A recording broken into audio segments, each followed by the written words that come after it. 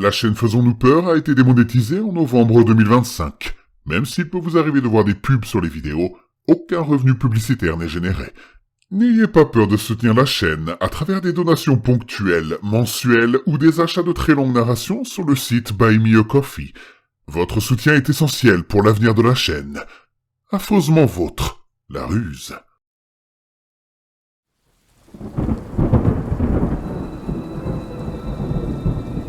Attention, le contenu de cette vidéo peut heurter la sensibilité des plus jeunes. Vous êtes prévenus. N'ayez pas peur de laisser un pouce bleu, d'activer les notifications et de vous abonner si ce n'est pas déjà fait. La femme dans les arbres.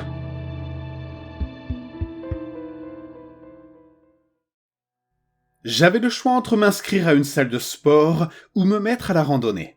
J'aurais dû m'inscrire à une salle de sport. Après ma rupture avec Charlotte, et après une période bien nécessaire d'apitomement sur moi-même et de déprime, j'ai compris que j'avais besoin de faire quelque chose de positif, de redevenir actif et de me sentir bien dans ma peau. J'ai choisi la randonnée pour plusieurs raisons. Je n'ai jamais été du genre à aimer le plein air, et je voulais me prouver que je pouvais me lancer des défis. J'étais devenu trop confortable, trop à l'aise, je suppose, dans ma relation aussi, et il était temps de sortir de ma zone de confort. De plus, j'aimais l'idée de solitude que m'apporterait la randonnée. J'avais besoin de temps pour réfléchir et méditer. Eh bien, disons simplement que je ne me suis pas trompé sur ce point, mais que je me suis définitivement retrouvé hors de ma zone de confort. Très très loin de ma zone de confort. Après avoir dépensé beaucoup trop d'argent pour une paire de chaussures de randonnée, un sac à dos et d'autres équipements de randonnée, qui ne m'ont finalement pas été utiles comme vous le verrez, j'ai choisi un sentier situé à environ 45 minutes en voiture de chez moi. Je suis arrivé tôt au départ du sentier. L'air était vif et frais, revigorant même. Je suis entré dans le petit poste des gardes forestiers pour m'inscrire. 2 hommes m'ont accueilli. Un homme plus âgé avec des sourcils gris touffus et des cheveux gris attachés en queue de cheval, et un homme plus jeune, probablement proche de mon âge, la trentaine, avec des cheveux foncés lissés vers l'arrière. « Bonjour !» m'a dit joyeusement l'homme à la queue de cheval. « C'est une belle matinée pour une randonnée. » Je devais le croire sur parole, car c'était ma toute première randonnée. Mais je lui ai souri joyeusement lorsqu'il m'a tendu un stylo pour signer le registre des visiteurs. Queue de cheval m'a expliqué quelques règles. Rester sur le chemin balisé, ne rien laisser et ne rien emporter. Puis, il a dit quelque chose qui m'a fait réfléchir. Nous avons actuellement un petit problème avec une vagabonde dans le parc. C'est une femme. Elle importune certains randonneurs. On ne sait pas trop en fait. Il fut interrompu par la sonnerie d'un téléphone dans une pièce à l'arrière de la réception. Il leva le doigt devant lui pour signaler qu'il revenait tout de suite. Pendant ce temps, l'autre mec était resté assis sur un tabouret derrière le comptoir, me regardant avec une expression que je ne parvenais pas à déchiffrer. Il n'avait pas dit un mot jusqu'à ce que Queue de cheval parte.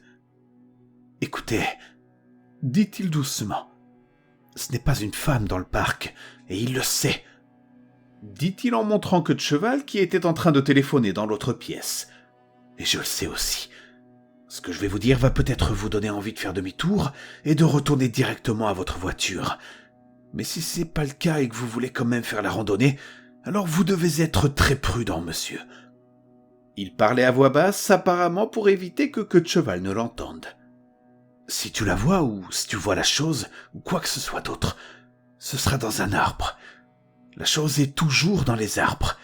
Elle essaiera même de te parler, mais ne lui réponds pas. Essaie même de ne pas lever les yeux si tu entends une voix provenant des arbres. Mais si tu ne peux pas t'en empêcher ou quoi que tu fasses, ne lui réponds pas.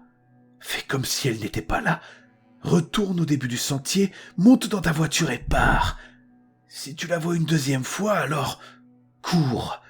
Si elle commence à descendre de l'arbre, alors prie. Je fixai le mec sous le choc, la bouche légèrement ouverte, ne sachant si je devais rire ou crier.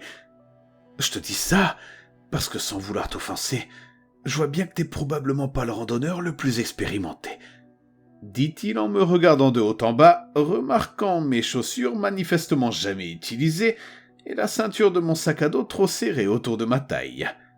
Et cette chose, elle semble cibler les gens comme toi. Le problème, c'est qu'il semble qu'elle ne se contente plus d'observer, mais... Il s'interrompit brusquement lorsque Queue de Cheval revint dans la pièce. Le jeune me fixa, l'air grave. « Bon, » dit Queue de Cheval. « Désolé pour ça. Vous avez assez d'eau ? L'aller-retour prend environ 4 heures. Peut-être 5 si vous ne marchez pas trop vite ou si vous n'êtes pas habitué au sentier. » J'acquiesçai la tête encore dans le vrac. Bien sûr, c'est à ce moment-là que j'aurais dû faire demi-tour et retourner directement à ma voiture. Mais le problème, c'est que je suis terriblement têtu. Avec le jugement implicite de Queue de Cheval et celui explicite du jeune sur mon expérience de randonneur, j'étais déterminé à leur prouver qu'ils avaient tort. En fait, 10 minutes après le début de la randonnée, je m'étais convaincu que le petit jeune essayait simplement de me faire peur parce qu'il pensait probablement que mon inexpérience allait lui poser problème, que j'allais être assez stupide pour m'éloigner du sentier ou essayer de caresser un puma. Au bout de 30 minutes, j'ai remarqué que mes chaussures commençaient à me faire un peu mal aux pieds. Au bout d'une heure, l'air était passé de vif et rafraîchissant à lourd et oppressant, et le gros orteil de mon pied gauche me lançait terriblement.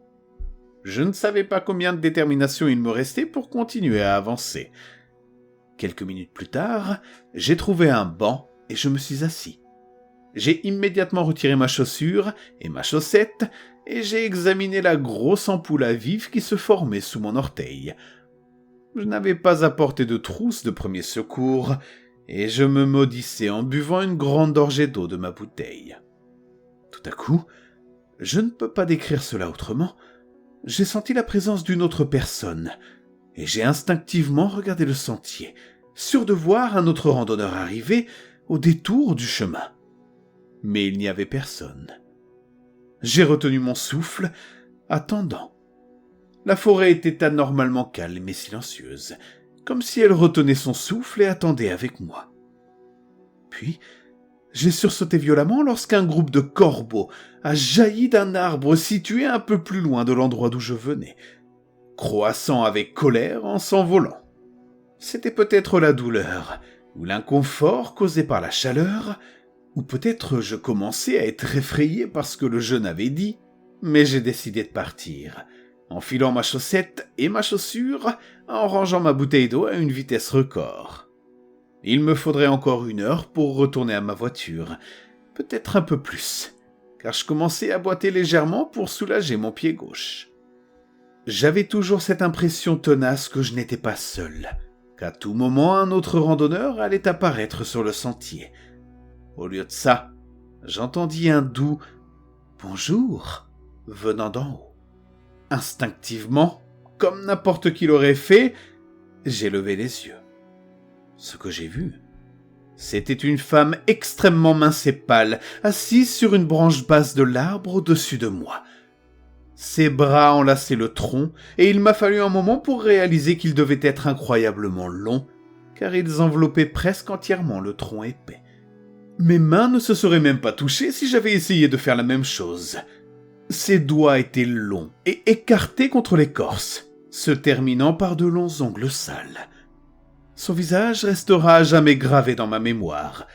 Sa peau était si pâle, presque entièrement blanche, et ses yeux étaient d'un bleu clair et laiteux, trop grands et trop écartés. Elle avait de longs cheveux blonds, presque blancs, et raides, et elle était complètement nue. « Tu souffres ?» m'a-t-elle demandé d'une voix cassée et faible, puis elle s'est mise à sourire. Je m'attendais à voir des crocs dans sa bouche, mais elle avait en fait des dents minuscules, espacées dans des gencives roses et enflées. Mais elles étaient acérées, pointues, comme celles d'un crocodile. Alors que son sourire s'élargissait de plus en plus devant mon choc, j'ai senti l'adrénaline envahir mon corps. Les mots du jeune résonnaient dans mon esprit. Tout ce que je me disais, c'était « retourne au début du sentier et rejoins ta voiture ». Le cœur battant, le cou couvert de sueur, je me suis mis à marcher d'un pas rapide, ne sachant pas si lui tourner le dos était une mauvaise idée. Je sentais son regard posé sur moi. Je marchais en courant, serrant les dents pour supporter la douleur pendant ce qui me semblait être 5 minutes, ou même 50. Mon Dieu, pensais-je, ne me laissez pas la revoir. Mon esprit essayait de comprendre ce dont il venait d'être témoin, mais je chassais ces pensées de mon esprit. M'inquiéter à ce sujet aurait émoussé mes sens, et j'avais besoin de toute ma vigilance pour regagner ma voiture. C'était impossible, mais elle réussit à atteindre un arbre avant moi. Je m'arrêtai et sentis mon cœur se serrer lorsqu'une jambe pâle apparut à travers le feuillage épais d'un arbre à seulement 6 mètres devant moi. Puis une autre jambe apparut. Elle était en train de descendre. Je me suis mis à courir, me baissant pour passer devant l'arbre d'où elle descendait. Un long bras s'est abattu sur moi alors que je passais, mais j'ai réussi à esquiver ses griffes. Je me suis retourné et j'ai vu qu'elle était au pied de l'arbre à 4 pattes. Ses proportions étaient humaines, mais tellement mauvaises. Elle a commencé à se diriger vers moi comme un crabe à petits pas rapides. Elle avançait à une vitesse alarmante et je savais que je ne pourrais jamais la distancer. J'ai atteint une clairière dont je me souvenais qu'elle était proche du parking. Si je pouvais tenir encore 5 minutes, je pourrais peut-être me mettre en sécurité. Et puis, j'ai trébuché. Une douleur fulgurante a traversé mes orteils déjà ensanglantés et couverts d'ampoules lorsqu'ils ont heurté un rocher. Je suis tombé sur les mains avec un bruit sourd et j'ai attendu l'inévitable. J'étais tellement sûr que cela allait arriver que je pouvais presque la sentir me percuter. Mais rien ne s'est passé. Toujours à 4 pattes, j'ai tourné la tête en tremblant. Elle était toujours là, à 4 pattes aussi, mais elle s'était arrêtée. Elle poussa un cri animal, mais ne s'approcha pas davantage. Il me fallut un moment pour comprendre. Elle ne voulait pas entrer dans la clairière. Elle restait à l'ombre des arbres, rôdant, cherchant un moyen de m'atteindre. C'est la lumière du soleil qui m'avait sauvé. 1 million de pensées se bousculaient dans ma tête. Je pouvais rester dans la clairière jusqu'à ce que quelqu'un d'autre arrive. Mais que se passerait-il s'il ne pouvait pas m'aider? Et si personne ne venait? Il finirait par faire nuit. Je savais qu'après la clairière, sur environ 300 mètres, le chemin était à nouveau ombragé par de petits arbres avant le début du sentier. Est-ce que je pourrais y arriver en sprintant? Avec une peur qui me nouait l'estomac, je savais que je devais essayer. Je gardais les yeux fixés sur elle et commençai à reculer en ralentissant. Elle resta à l'orée de l'ombre, m'observant, évaluant ce que je faisais. Encore 200 mètres avant que le sentier ne redevienne ombragé. 100, 50, 10. Puis je me suis retourné et j'ai commencé à sprinter. Le sentier arrivait au sommet et je pouvais voir le parking. Je ne me sentais pas soulagé, je n'étais pas encore en sécurité. Mais je pouvais apercevoir la sécurité. Et je me suis donc permis d'espérer. Du coin de l'œil, j'ai aperçu un éclair blanc. Je me suis retourné et je l'ai vu bondir vers moi à travers les arbres. Elle avait fait demi-tour et foncé vers moi. À la vitesse où elle allait, j'étais sûr qu'elle m'atteindrait avant que je ne puisse quitter le sentier. J'ai réussi à me pousser et je l'ai entendu hurler à nouveau. Un cri de frustration et de faim purement animal. Alors que je rejoignais la lumière du soleil du parking. Je suis passé à toute vitesse devant le poste des gardes forestiers et j'ai cherché mes clés à tâtons. Mes mains tremblaient tellement que j'ai failli les laisser tomber. J'ai réussi à déverrouiller ma voiture, à monter à bord et à la verrouiller à nouveau. J'ai démarré le moteur et enclenché la marche arrière, sortant de ma place de stationnement sans même regarder. Le jeune garde forestier est sorti en courant du poste, l'air choqué et méfiant. J'ai baissé légèrement ma vitre et je lui ai crié de rentrer et de verrouiller les portes. Il a hésité une seconde, puis s'est précipité à l'intérieur, refermant la porte derrière lui. Je n'ai pas cessé de trembler pendant les 45 minutes qu'il m'a fallu pour rentrer chez moi. Je ne sais pas ce que c'était.